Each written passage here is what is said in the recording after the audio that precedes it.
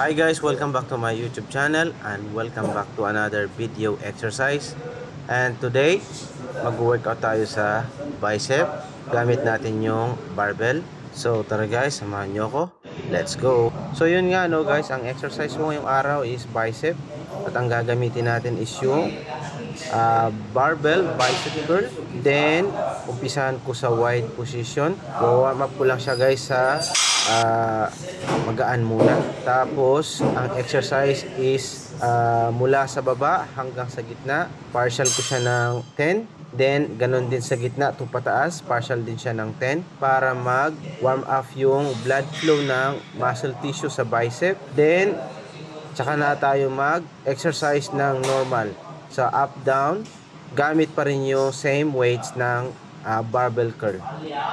Sa ganitong klaseng paghawak ng barbell guys, ang ini-exercise ko banda dyan is yung inner parts ng bicep. So, hindi ko siya masyado binibilisan para mas ramdam ko yung bawat pump ng blood doon sa muscle.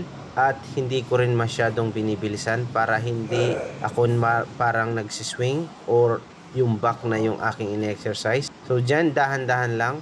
So pinifeel ko talaga bawat pump ng aking exercise na ang tama is doon sa may bandang bicep.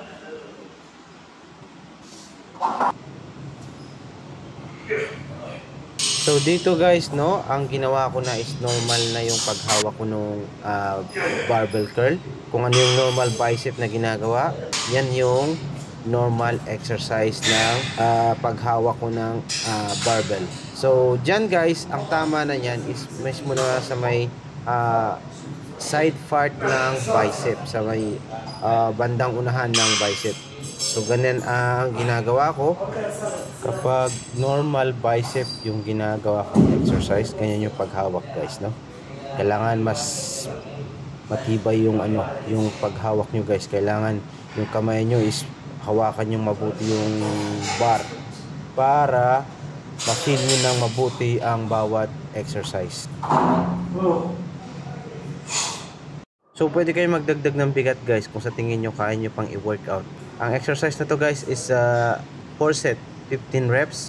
Tapos lilipat ka sa dumbbell. Yan yung pang pinali mo is yung dumbbell.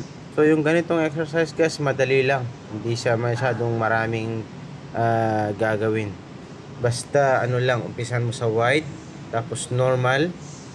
Then pwede ka pa rin mag-close kung gusto mong mag-close. Pero ako hindi na ako nag-close dahil magda-dumbbell ako. So ang gagamitin kong close exercise is yung dumbbell, alternating dumbbell. So ito yung last part ng exercise ko sa bicep. Lumipat ako sa dumbbell at ang pinaka last exercise ko is ang alternating dumbbell curl. So yan yung exercise ko guys sa aking bicep exercise. So inumpisahan ko sa barbell, wide position. Then lumipat ako sa normal position.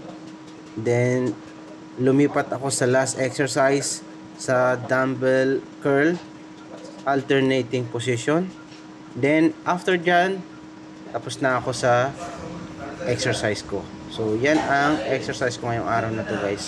So sana nagustuhan niyo yung video at salamat ulit sa panonood.